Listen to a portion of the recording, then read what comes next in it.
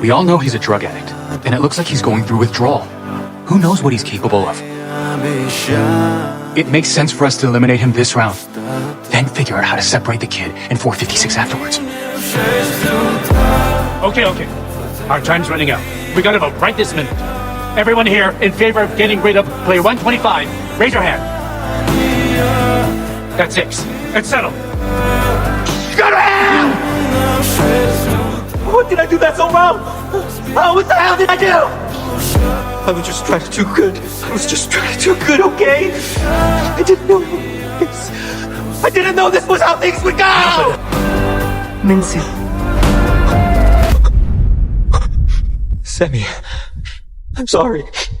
Let's go.